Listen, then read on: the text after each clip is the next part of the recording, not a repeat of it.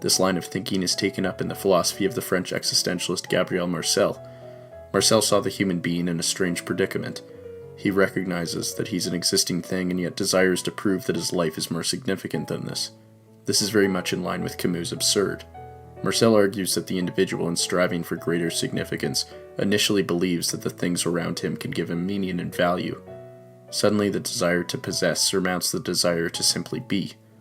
Life then becomes a series of instances to possess, to control and to own the things that he believes will give value to his existence.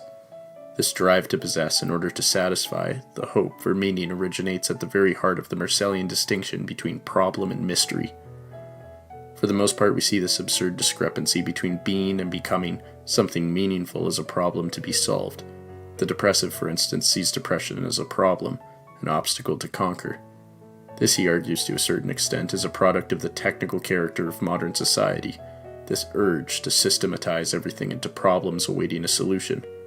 A problem does not involve the person who is asking the question or pressing the issue. In fact, the identity of the questioner can be altered while the problem remains a constant. Marcel urges us to reframe our problem with existence into a mystery of existence or being. A mystery, unlike a problem, is metaproblematic. The identity of the questioner is integral to the question being raised. This is the mystery of being. One cannot address what being is and who one is separately. They are only coherent as a question when taken together.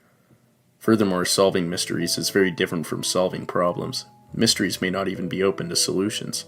However, they demand participation and involvement. They require our entire being. When confronted by a problem such as feeling sick, we hope to feel better. However, when we are confronted by a mystery such as depression or life, it's not always entirely clear what we are to hope for. Marcel favors this hope, a general and absolute hoping, the act by which temptation to despair is actively or victoriously overcome. Instead of hoping for X or Y, we simply hope. There is no anticipation for a specific event, but rather a strange but profound assertion that everything is not necessarily lost. This does not mean that the person who hopes in this way accepts things as they are. Marcel viewed this strange hope as an act of patience. It analyzes, probes, and actively strives towards being, all while accepting the mysterious character of its very work. This is not optimism that anticipates or desires a certain outcome. The optimist's desires can be ruined by a turn of events, but the one who embraces this vague hope, the hero that maintains their hope, surmounts the despair embedded in all mysteries.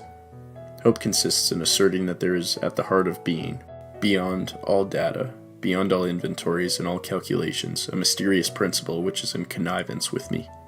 When all hope seems lost, we nonetheless hope for something to hope for. Hope then, as Homer Simpson has also championed alcohol to be, is truly the source of and solution to all of our problems. And as Young writes, the greater and most important problems of life are all insoluble. They can never be solved but only outgrown. This does not mean that the problem is robbed of its reality. It means that instead of being in it, one is now above it. We are the mystery of our being. We are the hope that strives for its resolution. We are perhaps our only hope. And as long as we remain breathing, so too will this undying light, whether psychological or metaphysical, guide us through despair, urging us to push on. At times we may find strife in hoping for a better day, for an alleviation from depression. Nonetheless, in complete recognition of your personal struggles and your nightly flights of anguish, your sense of worthlessness, your dread, even in the depths of your hopelessness, I ask you to betray all logic and reason. I ask you nonetheless to hope.